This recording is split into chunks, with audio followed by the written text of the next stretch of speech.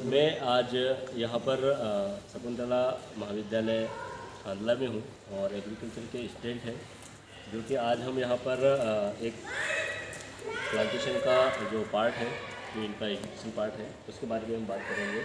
और ये सभी के लिए है, मेरे किसान भाइयों के लिए भी, और जो यहाँ पर जो पढ़ रहे हैं स्टूडेंट, जो कि थर्ड ईयर और फर्स्ट ईयर के हैं, इनके साथ में आज एक आप लोगों की जानकारी के लिए बना रहा हूँ। आप देख रहे होंगे, मैं अभी जो आम का जो पौधा है, हम अभी ये रोपण करने वाले हैं। मैं आप लोगों को बता दूँ, अगर आम आप लोगों का अगर रोपण करना है तो आम की जो बहुत बेहतरीन वैरायटीज़ हैं, इन वैरायटियों का चयन करना है।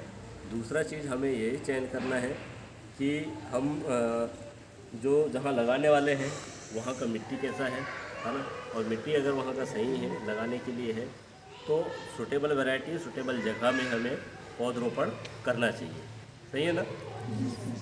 तो हम देखते हैं कि जब हम पौधरोपण, जब इसको प्लांटेशन को तैयार करते हैं, उस समय में प्रॉपर तरीके से जो थैली है, ये हमें थैली, और जो हम लोग जो मिट्टी है यहाँ पर देख रहे हो, इस मिट्टी में पर्याप्त मात्रा में पोषक तत्व तो होना चाहिए। NPK, गोबर की खाद, और जो काली मिट्टी है, काली मिट्टी अगर आप चाहो तो जो तालाब की जो सड़ी हुई जो मिट्टी है उसका आप इस्तेमाल करें, है ना।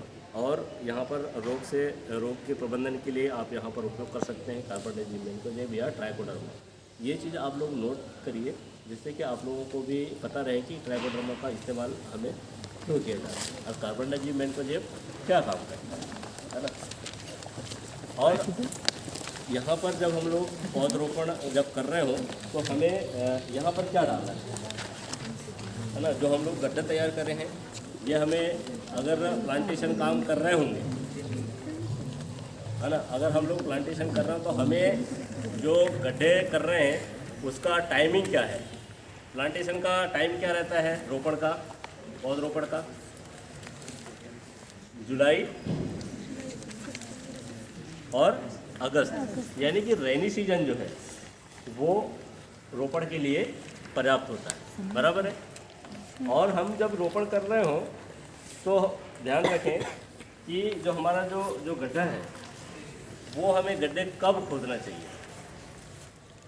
तो हमें जो गर्मी का जो सीज़न है, गर्मी के सीज़न से तात्पर्य है कि मई जून के महीने में हमें जो गर्मी के सीज़न में हमें गड्ढा प्रॉपर तरीके से करना चाहिए, 60x60 के सेंटीमीटर के गड्ढे करने चाहिए। उससे गर्मी में हमें क्यों किया जाता है ये चीज़ समझना जरूरी है कि जब हम लोग गड्ढे कर रहे हो तो यहाँ पर जो माइक्रो ऑर्गेनिज्म है, एज ए फंगस, बैक्टीरिया, ये या फिर जो ज़मीन में जो हानिकारक जो कीट है, वो जो कीट है वो कीट यहाँ से ख़त्म हो जाए गर्मी की वजह से, है ना, क्योंकि हीट बहुत ज़्यादा रहता है गर्मी के सीजन में, तो वो यहाँ से ये पूरा जुड़ जाए। इसके बाद हमें यहाँ पर जैसे कि दीमक या टर्माइट का अगर समस्या आता है तो टर्माइट कंट्रोल के लिए हम यहाँ 10G जो फोरेट है वो डालें, जिससे कि इसकी जो रूट है उस रूट जोन को कुछ नहीं। और हमको यहाँ पर पर्याप्त मात्रा में 5 से 10 ग्राम अपने को NPK या DAP डालना है, और जो कार्बोडाजिम, मैंकोजेब है ये भी हम डालें, जिससे कि जो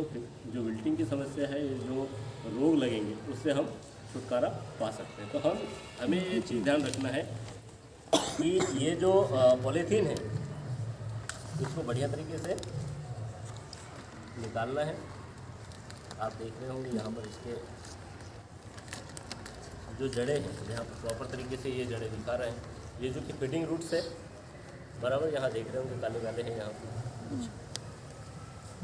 तो इस तरीके से यहाँ पर हम लोग इसको भरेंगे। अब जब लगा रहे हों तो यहाँ पर सभी प्रकार के फंजीसाइड्स जो कंट्रोल के लिए जो टेक्निकोरेट डाल रहे हैं, वो डालने के बाद हमें कुछ हल्का सा इसको भराव किया जाता है। अब हम इसको इतना ही यहाँ रखें इस लेवल में, यहाँ पर मिट्टी प्रॉपर लग जाए।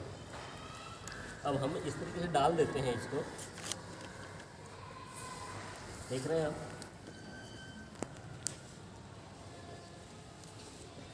डालने के बाद में इसको ऐसा दबा रहे हैं। दबाने के बाद हमें क्या करना है, इस तरीके से पैरों से दबाना है। तो पैरों से क्यों दबाना है, क्योंकि एरेशन जो हवा है वो ना रहे। अगर इसमें हीट वाली अगर हवा अगर अंदर जाती है तो क्या होगा कि ये सूखने का भी डर लगता है। इसके बाद हमें यहाँ पर सिंचाई काम करना। जब सिंचाई करने के बाद में फिर ये पौधा सही हो जाएगा, है ना। तो इस तरीके से हमें ये पौधरोपण का काम करना है और पौधरोपण की जो विधि है ये आप लोगों को हम बता रहे थे। तो थैंक यू गाइस, आप लोग बड़े शांति से आपने ये सुना और ये टॉपिक में आप लोगों को कुछ क्वेश्चन पूछना तो आप लोग पूछ सकते हैं। ठीक है।